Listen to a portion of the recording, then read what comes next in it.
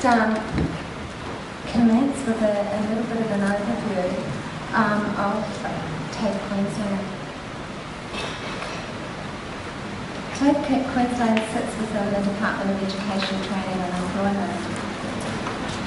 It is a network of 13 institutes, over 70 campuses, and delivering more than 800 programs to 200,000 students.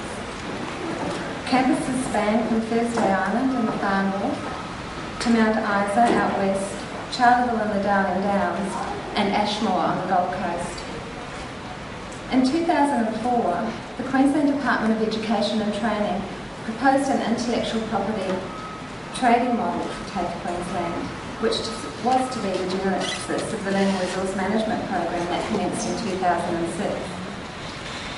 The IP trading model was proposed that IP management in TAFE must respond to an imperative to share teaching and learning IP across the TAFE system to meet the department's strategic imperative to move from a traditional delivery model that depended on a critical mass of students to an approach that could efficiently deliver highly customised quality products to a market of one.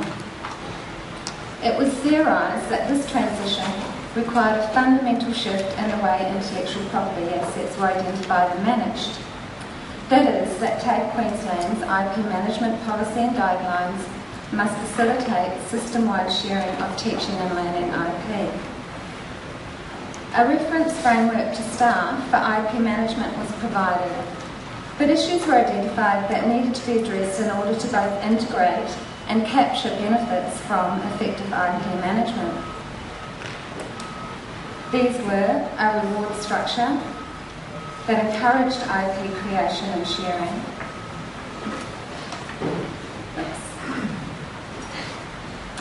staff education about the benefits of participating in IP management, support for staff to effectively manage their IP, and a system to capture IP management processes and remember the benefits produced.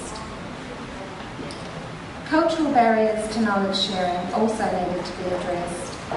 Teachers had an entrenched view that teaching and learning resources were personal assets. The cultural shift required was for teachers to recognise these resources as corporate assets and arguably TAFE Queensland's prime assets. Teachers expressed concern that the potential to reuse teaching and learning resources might contribute to de-skilling of the teaching role. And other barriers to sharing were identified, such as teachers developing resources in their own time. That is, putting in above award hours in order to develop the resources they need to do their job. Once they have done this, they may have an emotional attachment, feeling of personal ownership to the work, and are reluctant to share with anyone else. Other barriers identified were a lack of self-confidence about the quality or perceived value of the resource by other teachers, time constraints leading to lower quality resources resulting in teaching embarrassment, and lack of effective communities of practice in many but not all subject areas. To combat these concerns, the benefits to staff, such as reduced routine work, access to high-quality resources, opportunities to value add to resources by personalising and contextualising them, were to be explicitly articulated in promoting the IP trading model. To overcome these barriers and encourage sharing, it was proposed that TAFE Queensland develop some kind of credit system to enable the trading of IP between institutes, and that as a minimum, institutes with higher sharing profiles and as a result higher credit levels be rewarded with greater funding at a state level. In the following year, after further analysis, the IP trading model was criticised for not addressing any of the barriers, and instead it could potentially result in the invention of schemes by TAFE institutes for manipulation of credits and debits. They're very creative. It was supposed that people like to share with people they know, that community was of fundamental importance, and an IP trading model would be counterproductive to the development of communities of practice. Furthermore, there was evidence that informal networking opportunities led to sharing resources under an IP trading model, there was a significant risk of management crackdown on such IP leakage. The IP trading model concept was abandoned prematurely in mid-2005. However, the benefits of sharing and managing IP were taken forward to the 2006 Queensland Skills Plan. The Queensland Skills Plan policy attempted to formalise learning intellectual property management across the network of TAFE institutes to reduce duplication and improve quality. A system-wide learning management system to deliver training was established, as was a learning content management system, that's a QLD, to encourage increased resource availability and sharing. Funding was provided to support teaching and learning networks and lead institutes. These particular networks and institutes were designated to coordinate product development and other activities such as assessment, validation and specifically allocated industry training areas. All TAFE products were to support learner needs and employment outcomes and be complemented by quality training materials, quality processes, individual customisation, appropriate packaging and collaboration across the TAFE network were identified as key to supporting good product development.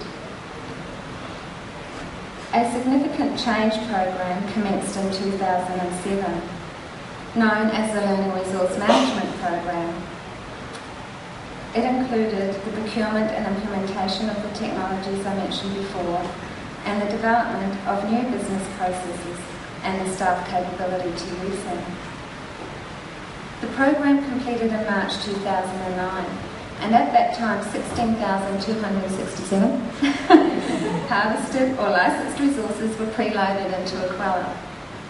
The system was structured to regulate copyright compliance and legal obligations, and moderators were trained to check the quality of the resources and metadata. The benefit being that teachers could use the resources with confidence and knowledge that they were copyright and AQTF audit compliant. The ability for teachers to collaborate on the development of a resource using workflows was also a feature of the system. Today, there are approximately 30,000 resources in a QLD, which are able to be used by all teachers across the state. But growth in the number of resources has been minor when compared to the learning management system, which has approximately 285,000 learning objects. And this graph shows the growth since the beginning of the implementation of the system. It realise what's sitting in a QLD. The issue is that those resources sitting in the learning management system, as we know, are not able to be discovered and shared. When I look at these figures, I have to ask, how successful have we really been in achieving the aims of the Queensland Skills Plan? Are the same barriers that were identified in 2004 still applicable in 2012? Or are there new factors, such as a perceived shift from a collaborative TAFE system to a competitive one, where resources are considered to provide a competitive advantage? To explore this and other issues, in 2012, the Queensland Development Centre undertook research to explore three questions. How is sharing and collaboration occurring in the development, acquisition and use of learning support materials? What are the perceived benefits, issues and barriers of collaboration and sharing? And what strategies might assist in supporting collaborative sharing practices? The research identified that there were inconsistencies within institutes and across the TAFE network. Product was shared, but it was not embedded practice. Where sharing and collaboration worked well, for example in teaching and learning networks, resource contributions to the content management system were much higher. Many of the benefits and issues were inextricably connected. Collaboration was seen as an opportunity for division of labour and economies of scale, a means to divvy up competencies and avoid duplication. It also enabled standardisation and quality assurance of both training and resources. This was seen as particularly the case for assessment with the imperative of validation under the AQTF.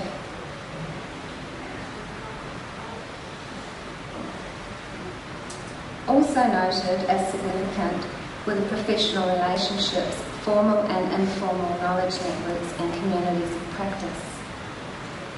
At the basis of these relationships there must be trust.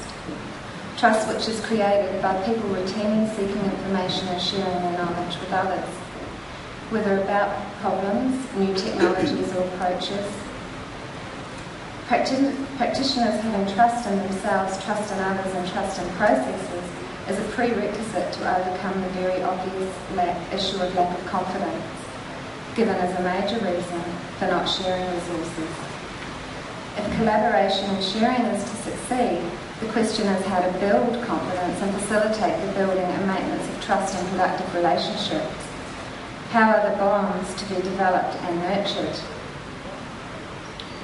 What if we were to change the paradigm of the LCMS from a focus on regulation and compliance and focus instead on providing professional development and more adequately defining staff responsibilities in regard to third-party ownership, educating staff in best practice IP management in these circumstances, and to understanding these issues in relation to the work that they undertake? It could be argued that the use of intellectual assets to deliver extended benefits for the department requires staff and management to think about the resources that they develop and consider how someone else might benefit from and use what they have developed. By understanding this and developing resources at the outset to achieve outcomes that can provide a benefit beyond the initial intention of the product, the department can leverage its investment to achieve efficiency and can deliver enduring benefit to itself and its stakeholders from its IP.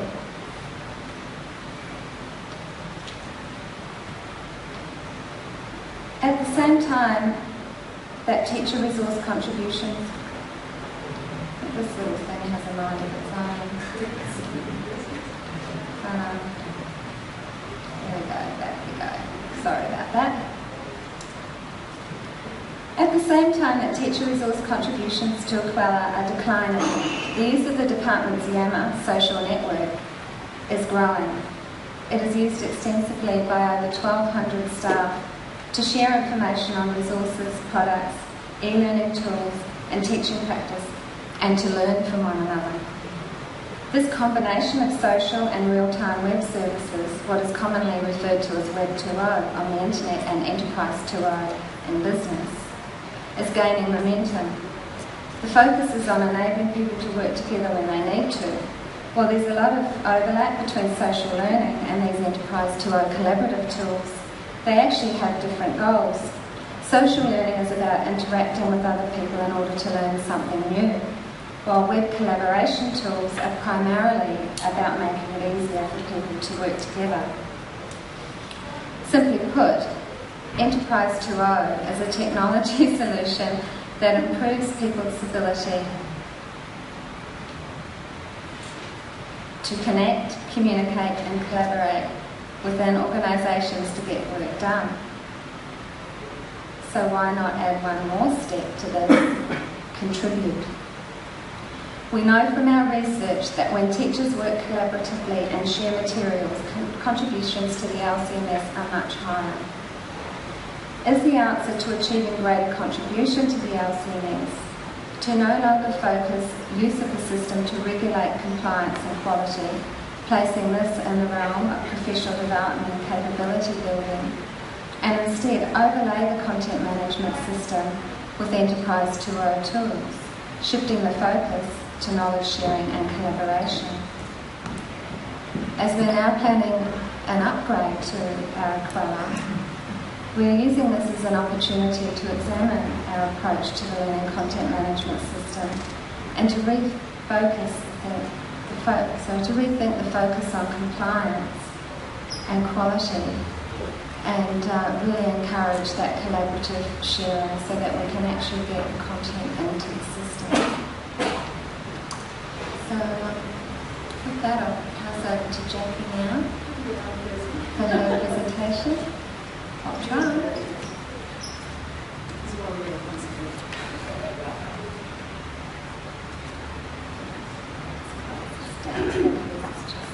I did President a couple of years ago, and it made me sound ill during the presentation. I swore I couldn't do it again. So you get white background, corporate template. Hello everyone, Jaci Ganendran, Canberra Institute of Technology. I'm really delighted to be back at Navigate. I managed to miss last year. I had to work very hard to miss last year. It's felt really good to be back in this community and to be in this place where we're able to share, learn, grow the product, etc. Dan did not pay me to say that. Quick background with a bit of context around the CIT's implementation. Ella is our e-learning resources, that's our name for Equella. About 2 months ago, I had a little tantrum because we had teachers ringing up asking for stuff. And all I could think was, Equella is not Moodle's repository. So can we move this conversation just a little bit? And we're partly to blame because our implementation was a fully integrated implementation. We were in WebCT.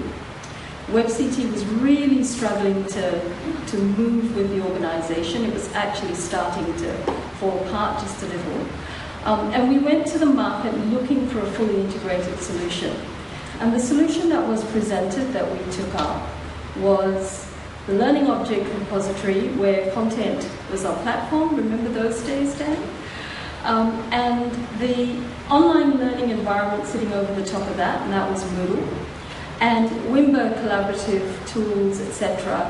Wimber now purchased by Blackboard, now no longer supported, probably we're likely to be moving to Adobe Connect. So in July 2010, we commenced our implementation in about 2009, but because we were hosting the entire Moodle, it took us quite a long time to get our infrastructure kind of up and going. July 2010, we ran a pilot with 50 courses. In May 2010, we backed up everything in WebCT, and it turned out to be 13,500 courses that we backed up. Many of them were empty. We had no way of telling. We converted them to Moodle courses. We harvested all that Moodle content. We put it into Equella with minimal metadata. We pushed the links back out into Moodle, and we launched with a fully linked integrated system. This was in the days before the Equellarizer, so there were many hours trying to figure out how to deal with all of this content. We were tempted to leave legacy behind, but we also knew that our teaching staff really would struggle to engage if they had to re-upload, redesign all of their courses. So all our content from our previous LMS was captured, and we followed that, or we ran a policy alongside it, where all auditable teaching and learning content is to reside in our repository. And that was quite important.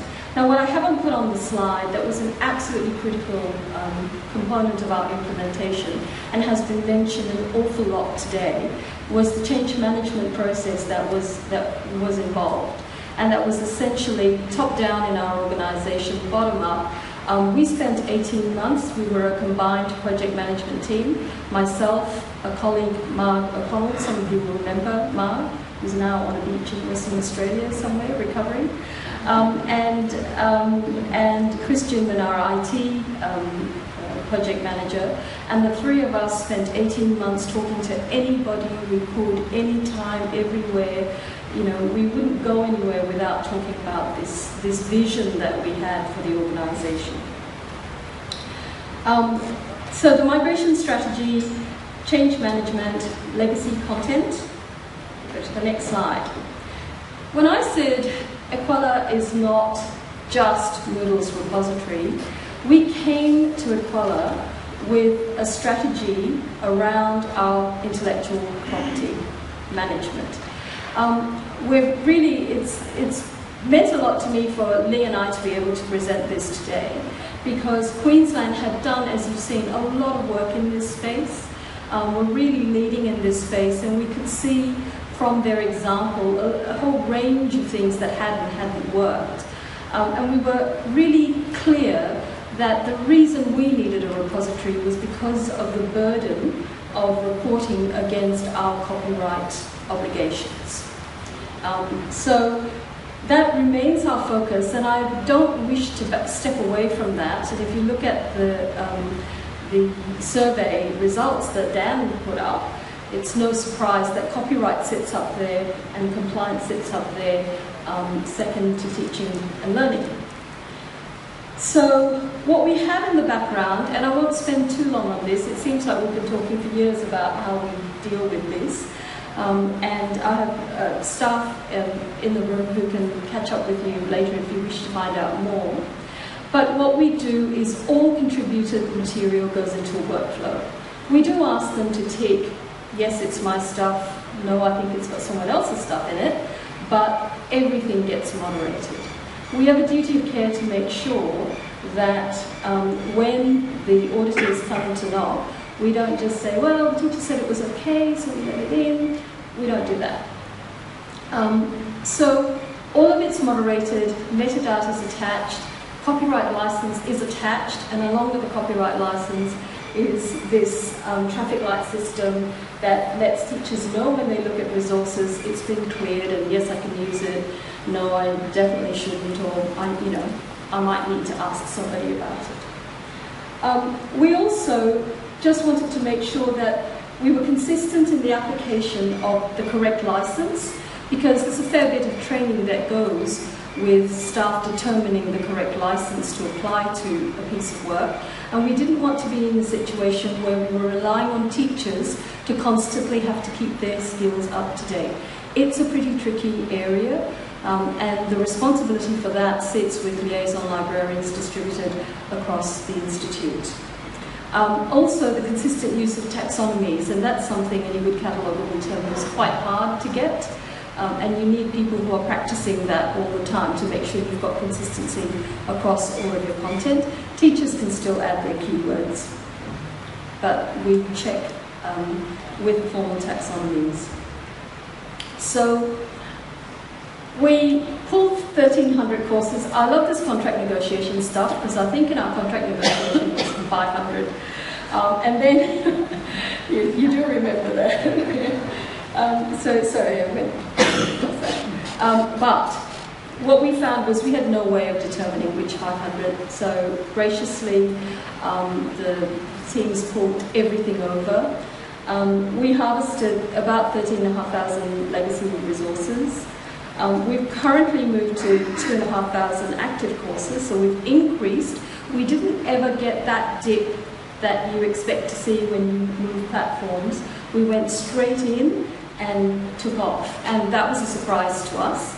And about 48% have content linked out to Ella. In the first 9 months of activity, that number was down in the 20s, and that number is growing. More progress.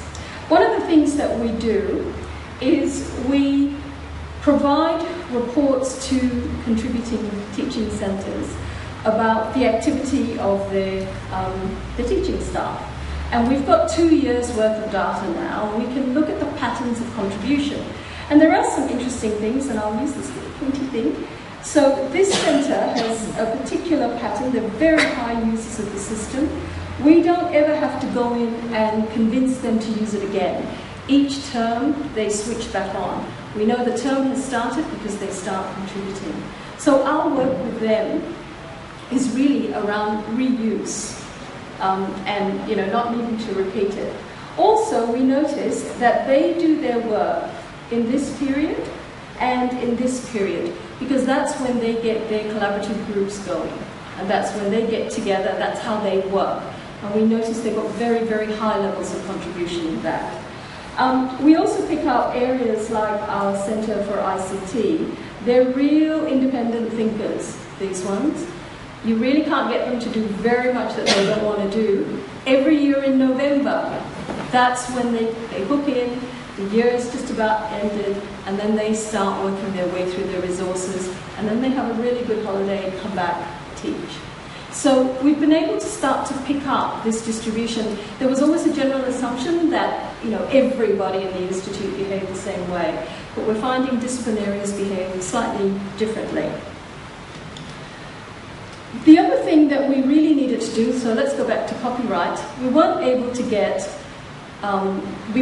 use the CAL module. It was designed to some extent to support the higher ed copyright reporting requirements, and we required much more data. The other thing that we required was that linkage between Moodle and Equala.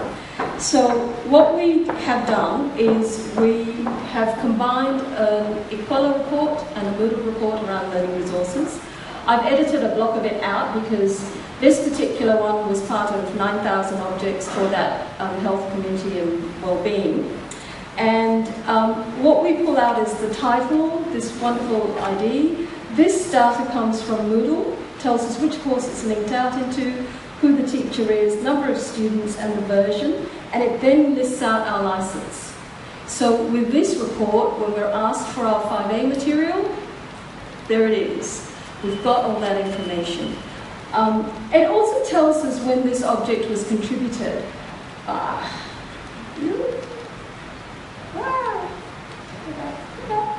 Okay, so, don't touch it. That date, there's a May the 10th, 2010. That tells us that that was part of the migration batch. If it has nothing in the license, we also know that that was part of the migration.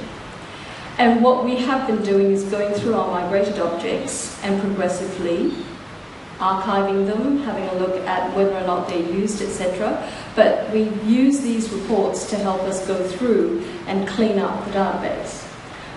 We also can tell the type of file it is.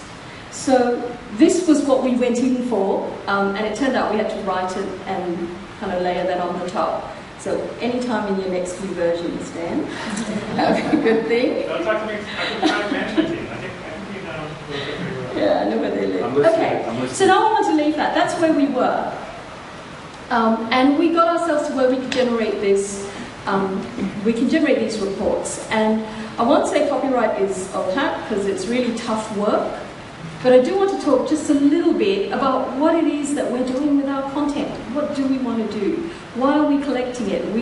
We know that we're collecting this lot so that we can meet some of our obligations.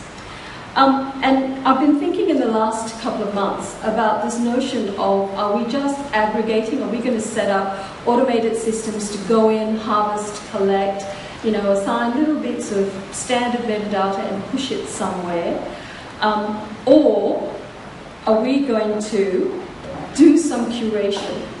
And with a lot of respect to my colleagues in the museum world, we've been talking about digital curation now for a good 10 years. And one of the differences between the way we handle our data and the way a lot of people want to handle their data is that we handle every object.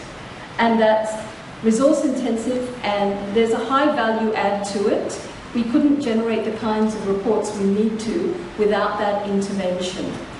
We made a decision to intervene at the Equala end and not to make our teachers do that work, but somewhere in the resource life cycle, someone needs to do this work if you're going to get that value at the end of it. So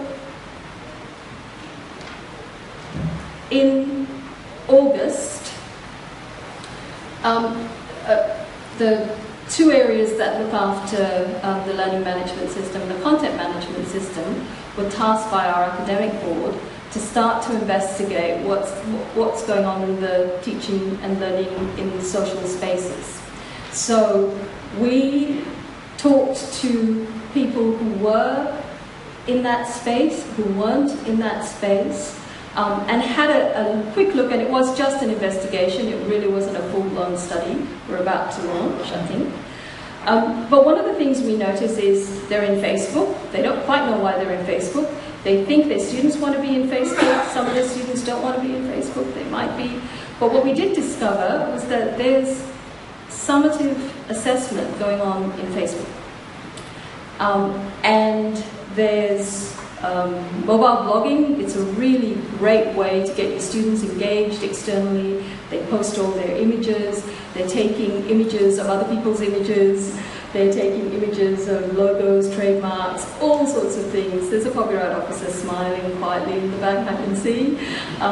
So all of a sudden, this stuff, we're completely exposed. Should we be in that space? We've got photography teachers using blogs. Not only are they using blogs, they're getting their students to create blogs, they're all creating their own intellectual property and they're pushing it all up into blogs. And one of the things that we found concerning was that there's some confusion about security, privacy, settings, etc. So the teachers doing the blogs genuinely believed they'd set up a closed blog, and we could Google it, find it, expose the names of every student, etc. We had to lock that one down quite tightly. So there's a bit of me that says, I don't want to be in your social space. I have a tough enough time managing my own.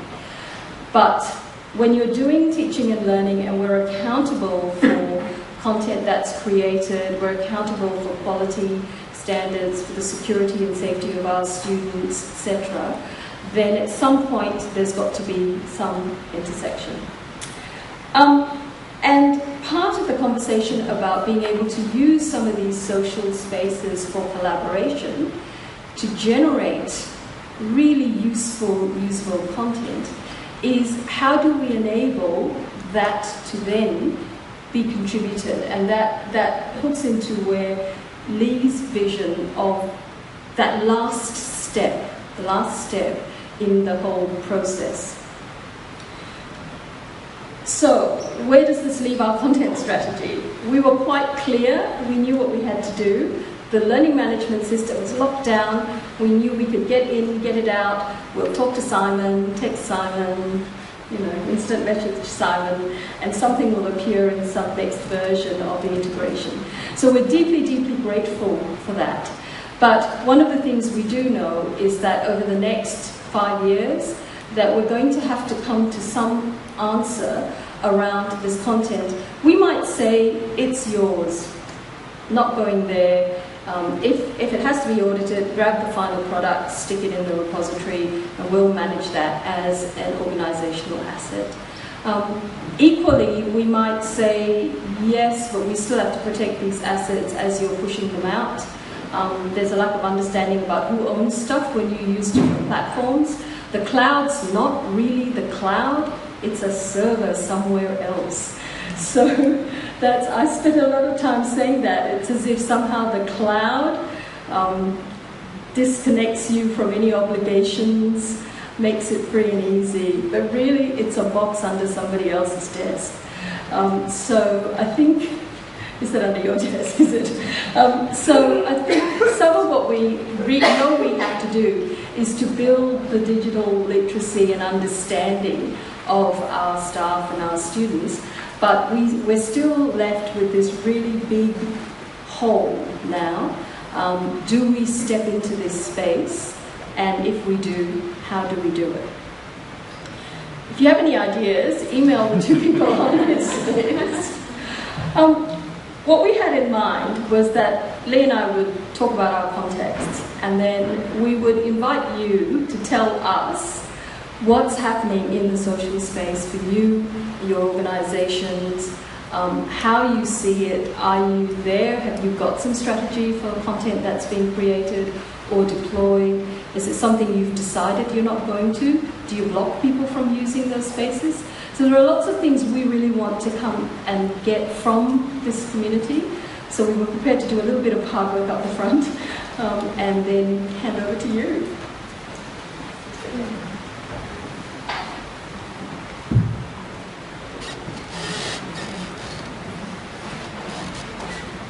It's Megan from CIT Queensland. I just wanted to put a few questions out there. I mean, One of the things I was thinking as Lee and Jaci were talking was, should we be training, should we be encouraging the training of our teachers in the social media site? The teachers seem to want responsive now. They want it now. They want to be able to put the content somewhere and give it to their students now, whether that be the learning management system or whether it be social sites that they're comfortable using. Whether Quella has something, some way in their roadmap that they could enable the teachers to contribute and push to a social media site, now, without a moderation process taking place, with the option for later. Do I get extra for this, or is that's a really Jackie? You don't mind if I grab this one, do you? Oh no, go ahead. Thank you. Good talk, by the way. This is part of a broader discussion we're having around integrating with social platforms and talking about extending some of the functionality of the product into things like discussion forums and there's some sort of we're thinking more of a content-centric type of discussion around the objects themselves rather than the actual interaction. So so we have been talking about this for the last 2 releases, and we've still got some ongoing discussions we're having. So in answer to your question, yes, it's in the roadmap, it's in the discussions, and where that gets when that gets finally put into it is up for grabs. I'll turn this on. Because if teachers could have a closed environment set up by the Institute and feel comfortable in a process where they can start to contribute in resource bank and push to a closed environment, there might be some way of regulating it and actually encouraging better processes. But at the moment it's a free-for-all, yeah.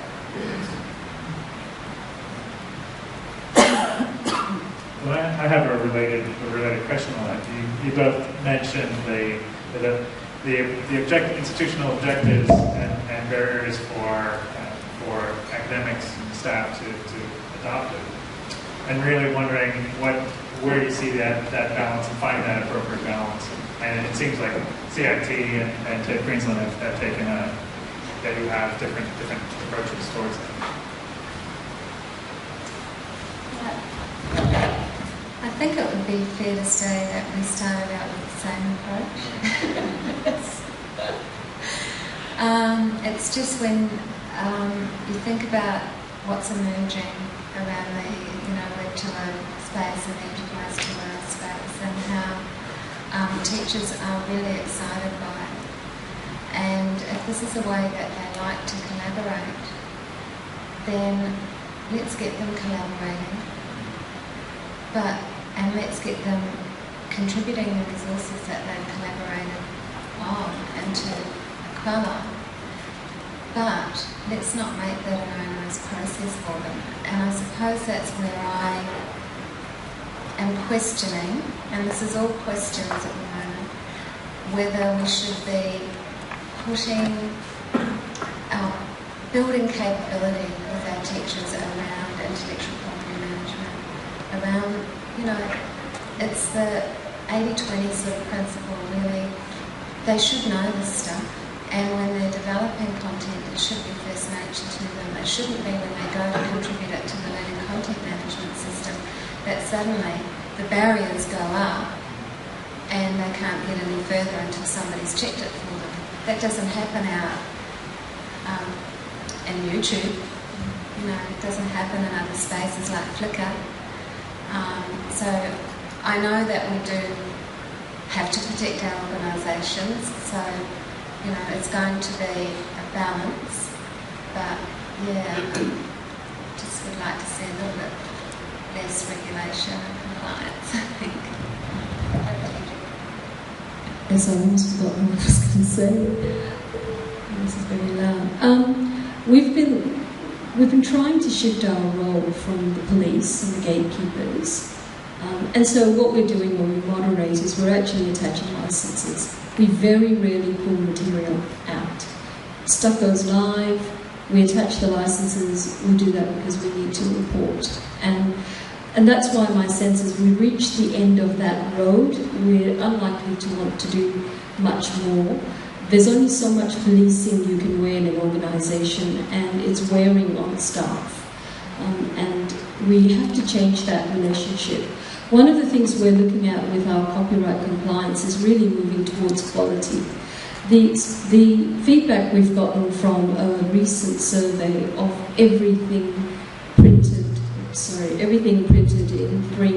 3-month period is that where you have good, strong quality in your materials and your resources, you're almost always likely to be copyright compliant.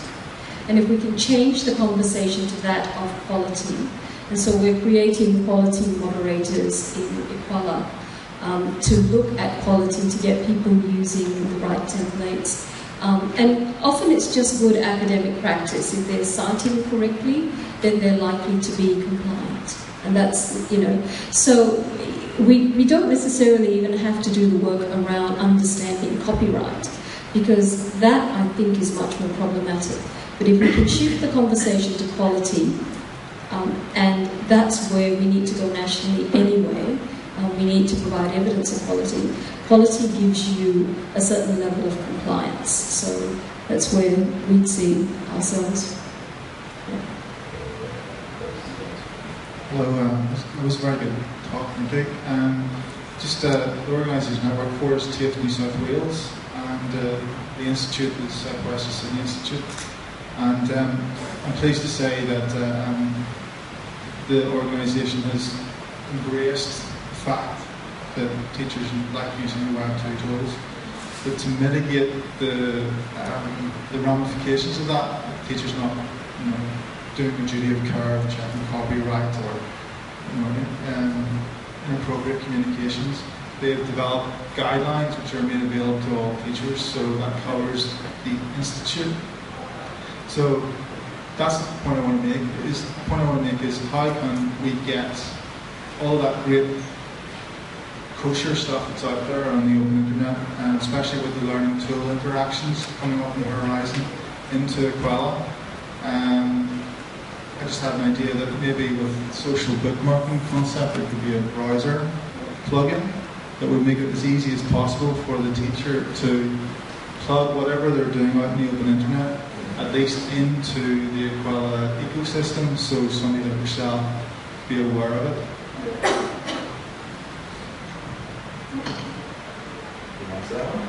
It's a great idea. I thought you were going to say that. Oh no, our presentation is conversation. Okay. Well, I think it's a really interesting idea. I'd like to probably pursue that a bit further. And like I said to the lady down back there, there's a got my name, sorry. There is a broad discussion around how we do this Thursday, and I mean, from our side, we're more interested in getting the use cases around how you see this work. I think people have sort of said in the past, "Oh, we want to do social." Well, what does that really mean? What do you mean by that? So let's continue this discussion and find the definition of what we're actually doing. So I'd like to continue that. I just wanted to say one other thing. In our initial investigation, when we asked, why are you doing this in, insert social tool here, when you've got that functionality in your e-learning system?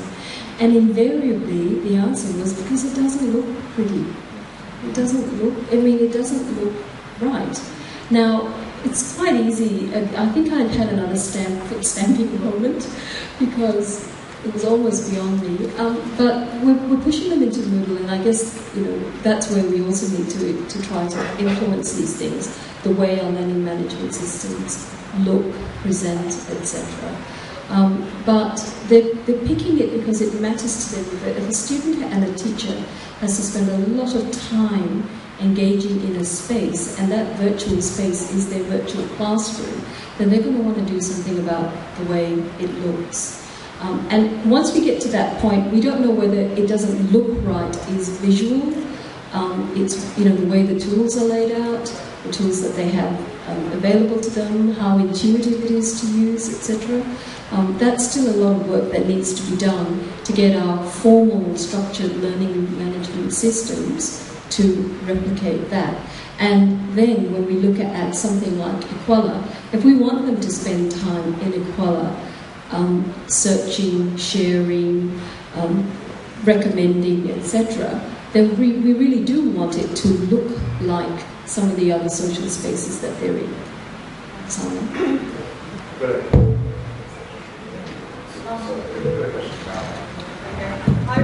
I was actually wondering whether part of the problem too wasn't that teachers are willing to put their material up into social networking spaces, even though they're totally unregulated, because that gives them a sense of academic freedom, whereas they resist putting things into Equala because they think it's a big brother environment. Because if they're willing to collaborate in that social space, why aren't they willing to collaborate in Equala? It's a really interesting mindset.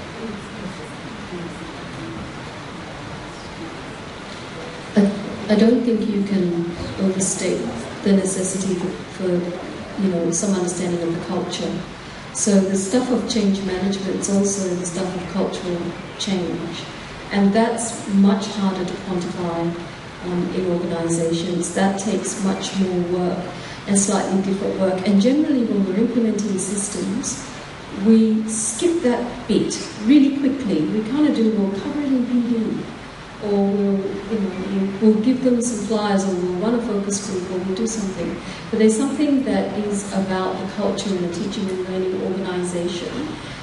And I don't think any of us has that right. We don't understand where the individual is and then where the collective needs to be for this to happen, and whether it's teacher, student, groups of teachers, groups of students, or the entire collective. And that's kind of why when we talked about this presentation, there's only so much we have to tell you. This is a space that I have no real level of sophistication in, and yet part of what I have to do is put up some strategic plan for our repository, our content strategy over the next 3 years, which will then align with another line of procurement processes, and then we'll look back into features. And then at some point, I know, Simon, we kind of have to get to where we can translate all of this into a list of features for you to be able to do something about. But there's a gap. We're looking to you to help us articulate some of that, because I don't know that we have the skill necessarily to turn it into a list of features. I'd also just like to go back to a point that Jaci made before about the learning management system, and I think the words you used were the formal structured LMS. And I think one of the things that's been driving my thinking around this collaborative development is that I actually wonder how much longer we will have formal structured LMSs. And I think that because of the huge proliferation of tools that are available out there that teachers love to use because they are nice, and students like them, students are probably already using them, really a lot of the case it is being driven by the students. And as we move forward where students are bringing to campus their own devices with their own social networking sites and everything already on them, it's going to drive that even more. They're going to demand that teachers join them in these spaces. So how long will we have formal structured LMSs around? I don't know. But what I do know is that we will need somewhere still to put our content. And so that's where I see... It's all right, Dan. do I get a glass of champagne? So that is why I'm thinking about overlaying the LCMS with this collaborative capability. Sorry, one more thing about that learning management system. The ACT Department of Education, so that's K-12, for quite a few years were looking at their virtual learning campus, and that's exactly what they've rolled out with. There isn't an LMS. What they've rolled out with is a collection, a space with a collection of tools. And the very last thing that they don't have that they've been asking about is a repository. So they've been able to package up tools, trial them, etc. And they have gone out with what is really a kind of commons, but it isn't an LMS. So I'm not sure that it's that far away. Don't tell the Moodle people. Sorry, yes. My name is Local Virtual from Macquarie University. I'd just like to add a bit more to the previous comment that it's not just power, it's path of least resistance if I can cut, paste and publish. But I don't even think of it as published, I'm just sharing it on the net. The technology has escaped, and in a little while we'll get digital rights management, maybe cut and paste will recognise that there's a copyright symbol in there and it will stop you doing that, and people will have audit trails of who published what through which interface on the internet and track you down. And then people will be brought back down to earth once they're made accountable for their content.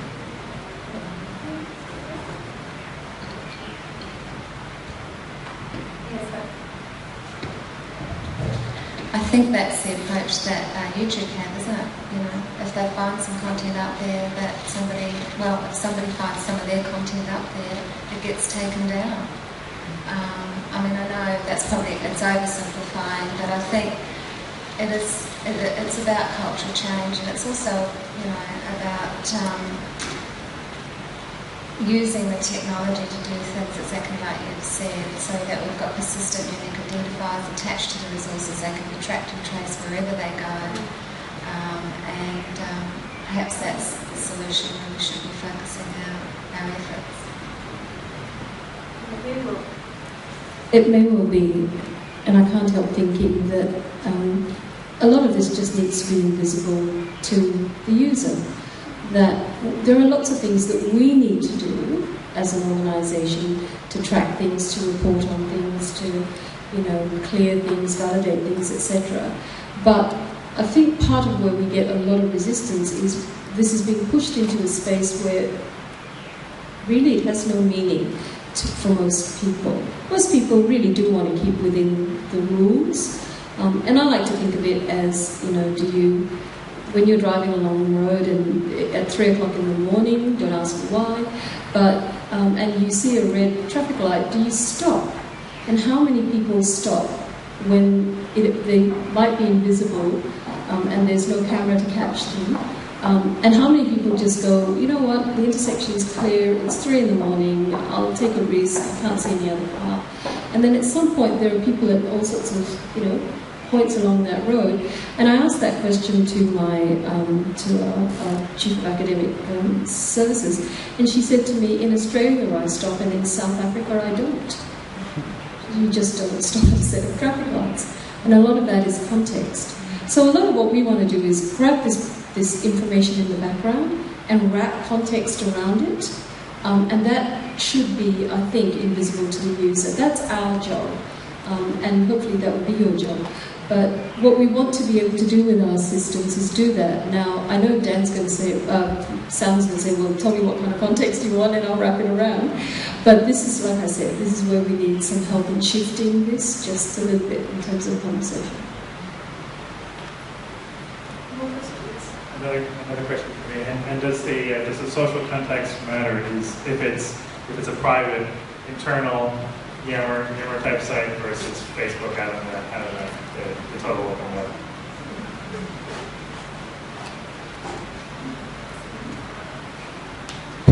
Depends on which organisation you're from, I think. When we've just recently had to block our Facebook site because it was actually bringing our network down to its knees.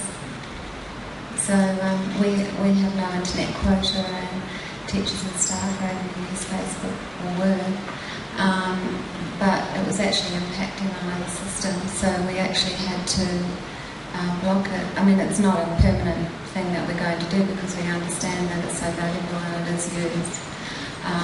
So once we have a more sophisticated content filtering system in place, we'll be opening it back up again. But yeah, at the beginning of this year, it was really dire straits for us, and we were wondering what was happening. And then we looked at the stats and saw what sites were being hit, and it was really unbelievable. It was maximum out our rate limit on our bandwidth. So I guess different organisations have different policies around the use of Facebook. Some don't allow it at all, and others are quite happy for it to be used. So I think, I wouldn't know if you were looking for a solution what you actually use for the social networking or collaborative space. There's actually a couple of open source projects that are, and particularly ones that target K-12, obviously more space, but that are social media environments that are very controlled and that have, and I've been looking at a number of those. We've got some interest from K-12 as well, so obviously. So Facebook itself is fairly ubiquitous. Everybody seems to use it, but within particular sectors within the education community, it's not acceptable, and so therefore, particularly within the Catholic schools here, there's a push to actually have a more controlled environment. So we're looking at those type of options as well too. So yeah, we are having that discussion. It's interesting.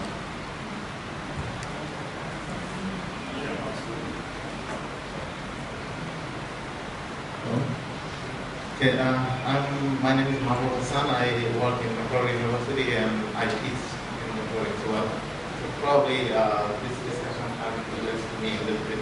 I teach a course called IT and Society. It's like social web and social media, etc. And in this course as a material, we introduce something which hasn't been used in Macquarie yet. Only one course, where students are supposed to communicate on social media sites because the course itself is on social media.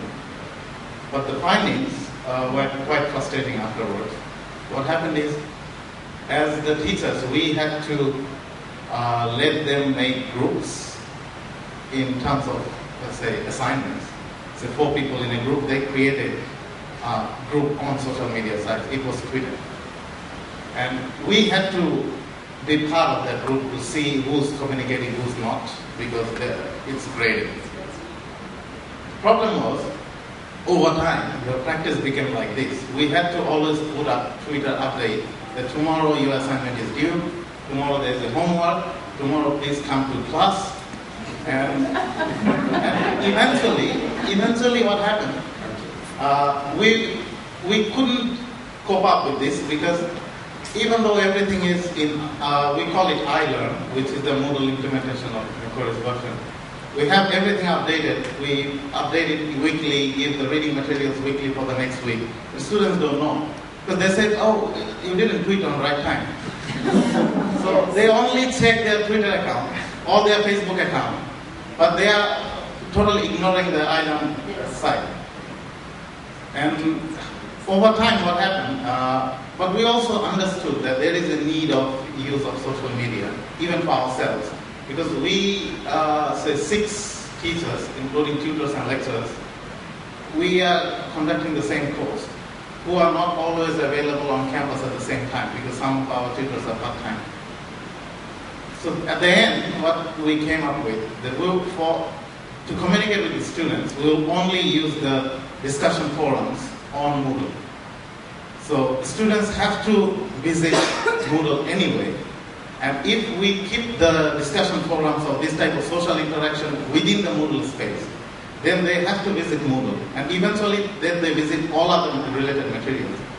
Whereas they used to just visit Twitter and Facebook and ignore seeing the discussion forums and as well as rest of the useful updates on the course. So eventually, they ended up, now, they are forced to follow the discussion forums, which is still a controlled space, what Simon was saying. It's a controlled space because we, after all, moderate that space. So we see what's going on, and we can respond to it if they throw a question to us.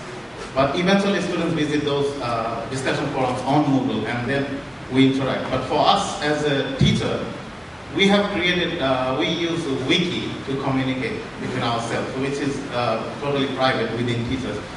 Macquarie has a wiki site for staff, we use that. But I was wondering if, say, Equella, Moodle, this sort of platforms itself had a good wiki facility.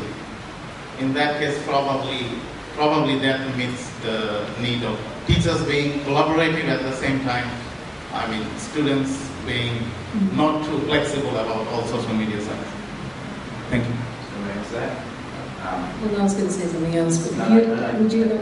No, I was just going to go back to context. And in the end, we have to remember that there is a certain context that drives the relationship between the student and the teacher. And it's the arrangement around their teaching and learning. So it is unlike a social arrangement. And I also think, I don't go in right now and record a session where a teacher might sit down with 3 or 4 students in a tutorial in the coffee shop. You know, we're not intruding in those spaces. And the notion that somehow, because they put everything down in a social space, that we've got to somehow do something with it, is just something I can't quite come to terms with. And I think something like your learning management system, whatever that is, whatever that construct is, that gives you your context for the conversations you're having, for the content you're exchanging, for the content you're creating, and for the content you're contributing. And I think with a lot of this discussion, once you go into the social space, I feel my age. Twitter is just a pain. And all these conversations, and at some point I just choose not to engage. And I may be missing out on a whole bunch of things, but I don't know what they are, so they don't bother me. But I think, the other thing that I think is really important that came out of our investigation is access and equity. And the assumption that every student can have access to a social site or wants to make themselves known publicly is one we've got to examine. And the learning management environment, that's the one that is the levelling, of that playing field. I'd like to answer your question. Wikis, no, we don't do wikis. But one of the things that we're looking at is how much of the content within the LMS is abstracted into the product. So which bits? And you've seen examples. Or the general content, or do we abstract the discussion forums as well? Do we bring that in? And that creates an interesting possibility too, because there are some issues around compliance as well too, archiving and compliance. It's part of most institutions, and Jaci and Lee, I think they talk about compliance all the time. But in terms of you have to archive those discussions, there has to be some sort of a audit process. So if there was an appeal over a mark or something like that, then it can be reviewed. And if you abstract all of the content, so you take all of the discussions, all of the wikis, all of that, and you put that into the file, then that creates possibilities for an archival process that is outside of what we normally see. I mean, I know that you. So that's some of the thinking that's going on. Particularly these 2 ladies in the front here who are on the customer advisory board, mind you, and probably one of our two biggest contributors. We talk about compliance all the time, but bringing this type of functionality into that, into the LCMS, into the product, what the possibilities for that? Maybe I'll hand back to you. I know you like that word, compliance. Well, but compliance is in context. So whenever we're audited, so if someone appeals, then we actually want to go back into the learning management system, not the content management system. We want to have a look at the environment they were in, and where the content management system comes in is we want to have a look at the material they were handed at the time that they did their study. And we can be audited, last semester, the semester before, etc. So often what we don't want to do is we don't want to disconnect some of these packages from their context. And the more we package up discussions taken out of context have a different meaning. So I'm not suggesting, and I would always argue that we just don't blindly want to go in and harvest absolutely everything. And I guess there are bigger social science research projects going on around what we do with this public data, because the tweet stream is huge. And there are people archiving it, and there are people analysing it.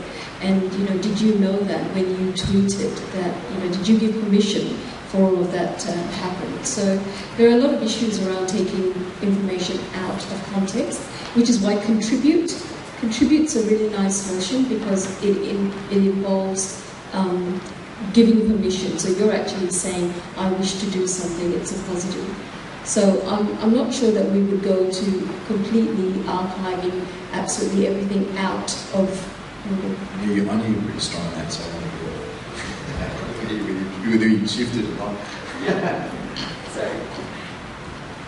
That doesn't mean to say that everybody else can't. It's just that we're not going to ask for it. Thank you. Any other questions? Comments? Yes. Good luck. Go ahead. Two more. Sorry. Seems to be over my slide down. That's like a job for university again. When I was in high school, we had a filling teacher who asked the class, why are we at school? His answer was to learn things we would not otherwise have learnt. I strongly agree with your point that the social media context is not necessarily a learning context. People are going to learn that anyway. If you're doing a university course, you want to learn something that you wouldn't otherwise have learnt. So I add weight to your remark that the learning context should be different to the social media context. Marilyn's got it. One of the things that my clients have been asking me,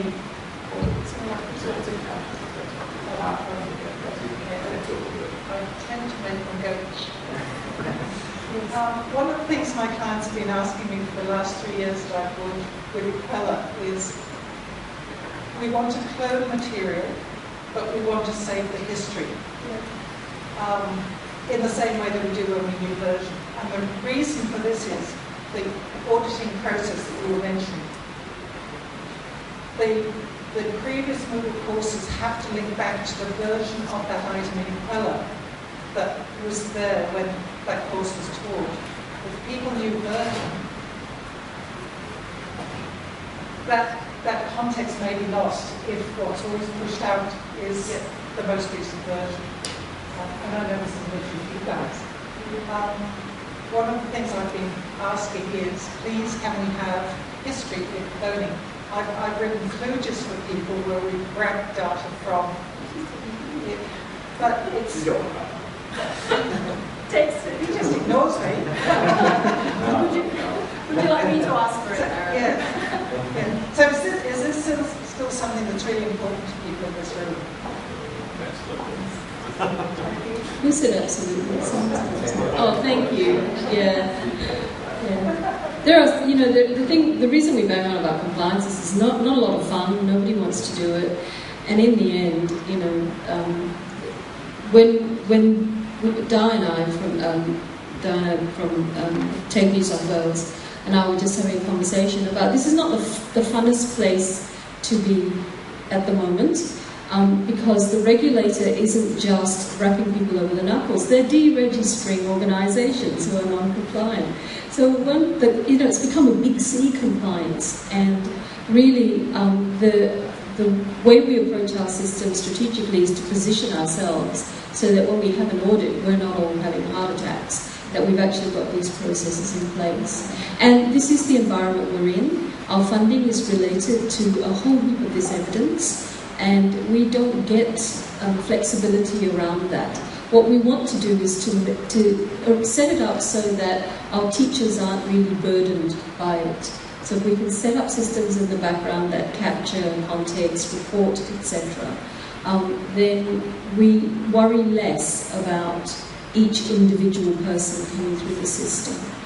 But Yeah, so certainly when we're audited, they expect to see the information at the time that the student grabs it. So we grab the Moodle back up, we restore it, and we need the Equala content to be there as it was. So the reuse option, that's something we've really got to have some clarity around. And I know we've talked about different mechanisms where we push an end date through it and we kind of know all of that. But again, we rely on you to be able to engineer that into the product.